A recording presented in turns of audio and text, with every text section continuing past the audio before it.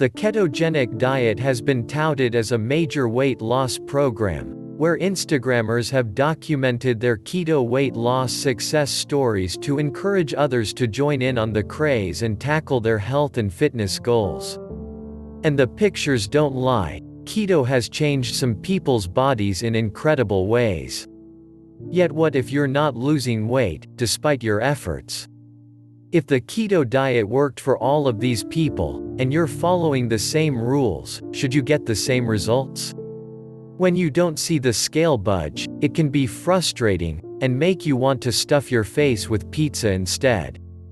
This content is imported from Embed Name. You may be able to find the same content in another format, or you may be able to find more information at their website. Well, it turns out keto is a bit more complicated, and there are a few common mistakes you could be making that would hinder your progress and make you gain weight instead. Here are 9 possible reasons you're not losing weight on keto. You're eating too many calories on the keto diet, you're lowering carb intake and eating more fat, which is pretty calorie dense. When you think about the number of calories per gram, it's 9 calories per gram of fat versus 4 calories per gram of carbs. So, while you're lowering carb count, you're probably boosting the calorie count in your diet. A ketogenic diet is designed to use fat for fuel, but if you're consuming too many calories for your needs, it is still possible that you'll be storing fat just as you would on any dietary pattern, explains Ginger Holton, MS, RDN, CSO, spokesperson for the Academy of Nutrition and Dietetics. A keto diet won't work if you're not in a calorie deficit. Before starting any diet, it's best to meet with a dietitian to determine how many calories you should be eating on a daily basis in order to nourish your body. You're not really in ketosis unless you're testing yourself and really tracking your macros on a keto diet app. You could be underestimating the number of carbs you're eating in the day. Without really analyzing your intake, it's hard to know whether or not your body is fully in ketosis. The carbohydrate intake level is very low.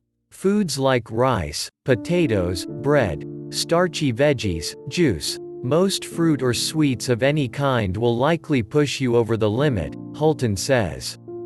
It's easy to lose track, especially when carbs are hiding in seemingly innocuous places. Your best plan of action is to choose foods with very few carbs, like green leafy veggies or berries, when looking for produce. Plus, it depends on the person. Everyone is different. What puts one person in ketosis could be different for another person, she says. If you're not losing weight, it might be worth getting some information on your ketogenic state. There are ways to check your ketosis state on your own, to some degree of effectiveness. They sell testing strips for urine, though those can get false reads for a number of reasons, like hydration levels, Holton warns.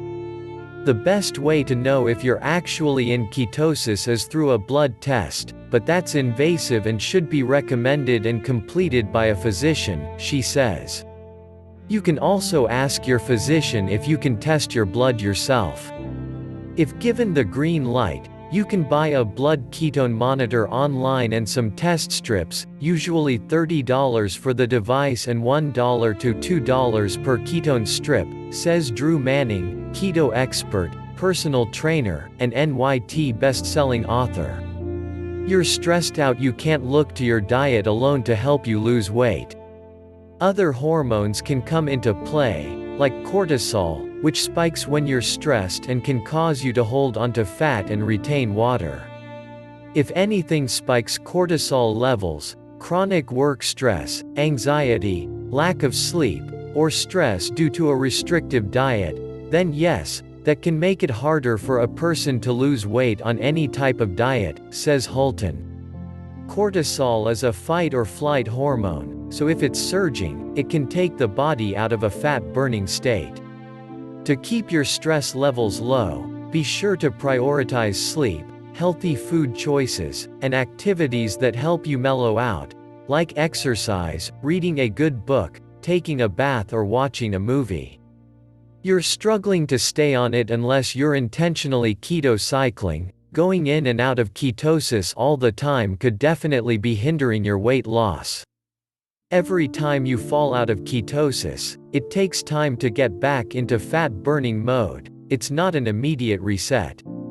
No doubt about it, the ketogenic diet is restrictive.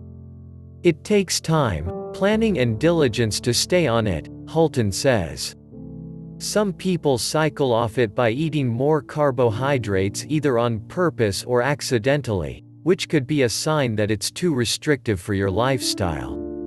You're eating too many keto sweets. Don't assume that keto-approved brownie is as healthy as a handful of nuts. While delicious, they are still high in calories, so if you're treating them as a daily snack or two, you might not lose weight.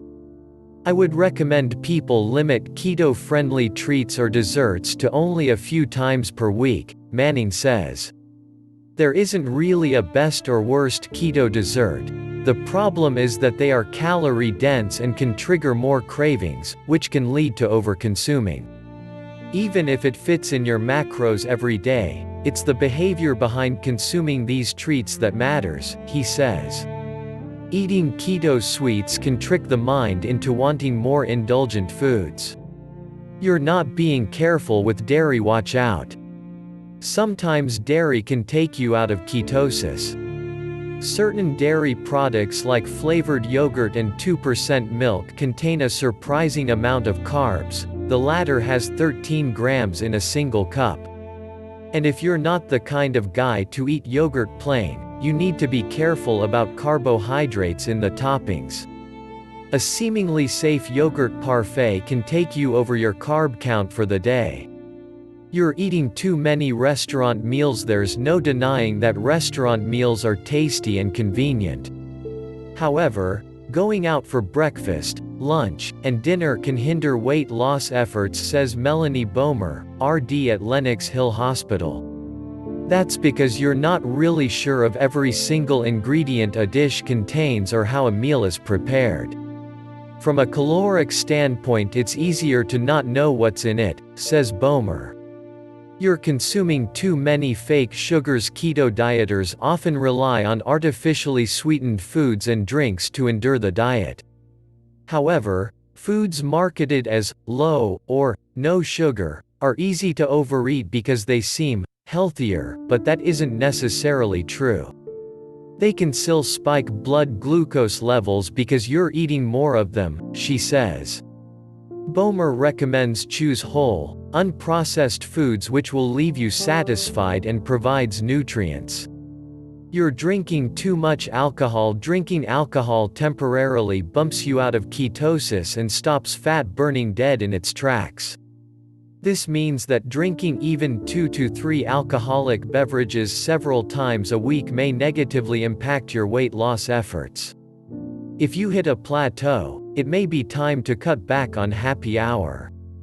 You have an undiagnosed medical condition. Although it's rare, sometimes people have medical conditions, including food allergies or intolerances, that make weight loss difficult, says Boehmer. Consuming food that you're either allergic to or intolerant of stresses out your body. This leads to inflammation, which makes it difficult to lose weight, she explains. Then, there are medical conditions that actually cause you to gain weight. Hypothyroidism, for example, occurs when your body doesn't create enough of the thyroid hormone. This can lead to fatigue, weight gain, and muscle aches if left untreated. It may be time to see a doctor if you're always tired and just can't lose weight.